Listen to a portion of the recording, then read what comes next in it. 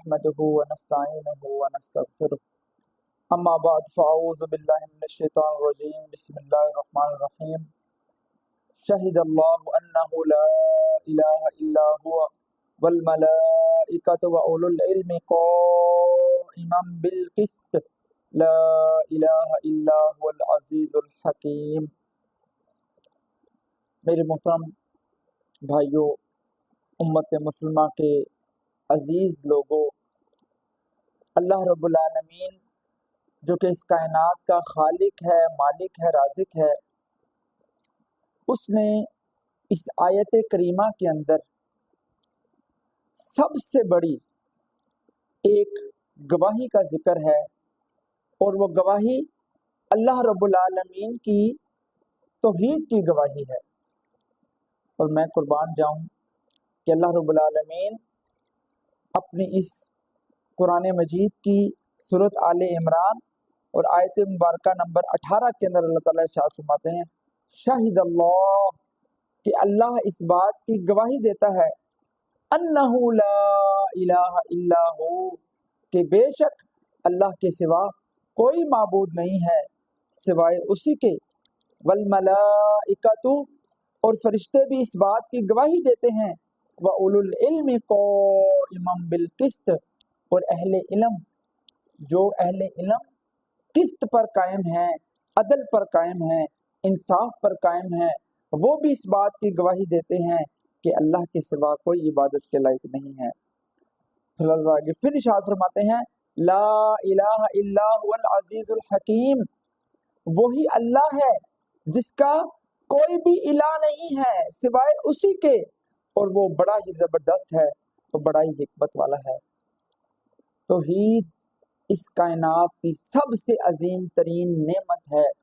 جس انسان کو توحید جیسی نعمت مل جائے، میرے محترم بھائیوں، اسے پھر دنیا میں کسی اور چیز کی حاجت نہیں رہتی۔ اللہ اکبر۔ میرے محترم بھائیوں، یہ وہ توحید ہی ہے جس کی وجہ سے اللہ رب العالمین نے اس دنیا کے اندر نبیوں کا سلسلہ شروع کیا، اور وہ نبیوں کا سلسلہ جناب حضرت آدم علیہ السلام سے لے کر حضرت محمد مصطفیٰ صلی اللہ علیہ وسلم پر ختم ہو گیا۔ سارے انبیاء کی ایک ہی دعوت ہے، اور وہ دعوت توحید ہے۔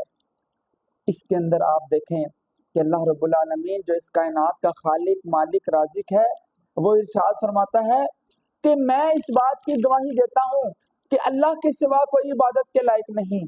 آپ اندازہ لگائیں، ویسے تو کائنات کا ذرہ ذرہ اللہ کی وحدانیت کی گواہی دیتا ہے، ہر چڑھتا سورج اللہ کی وحدانیت کی گواہی دیتا ہے، ہر غروب ہونے والا سورج اللہ کی وحدانیت کی گواہی دیتا ہے، لیکن اللہ رب العالمین ارشاد فرماتے ہیں کہ اگر انسان ہٹ درمی کی بنیاد پر یا پوری کائنات ہٹ درمی کی بنیاد پر میری توحید کا انکار کر دے، لا الہ الا کا انکار کر دے، تو اللہ فرماتے ہیں مجھے کسی کی پرواہ نہیں ہے۔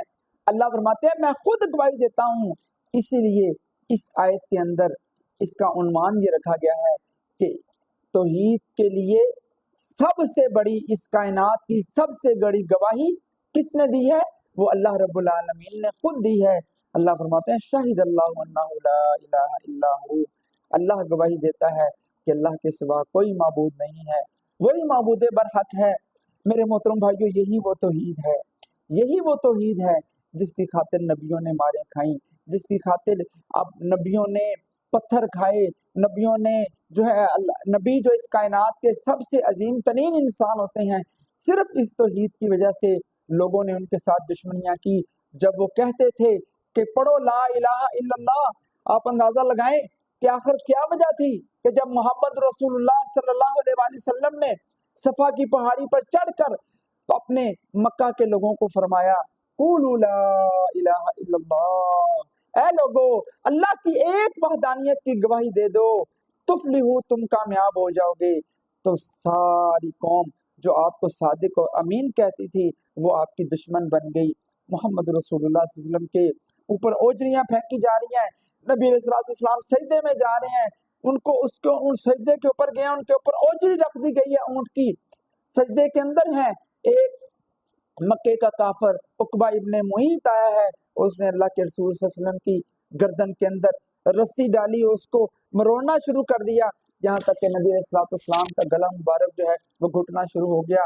پھر حضرت ابوبکر صدیق رضی اللہ تعالیٰ عنہ آئے اور اس کو دھکا دے کے سائڈ پر کیا اور کہا اتقتلون رجلا ان یقول ربی اللہ، کیا تم ایک شخص کو اس وجہ سے قتل کرنا چاہتے ہو کہ وہ کہتا ہے میرا رب اللہ ہے، وہ اللہ کی وحدانیت کی گواہی دیتا ہے، اس وجہ سے تم اللہ کی جو ہے اللہ کے اس بندے سے دشمنی کرتے ہو؟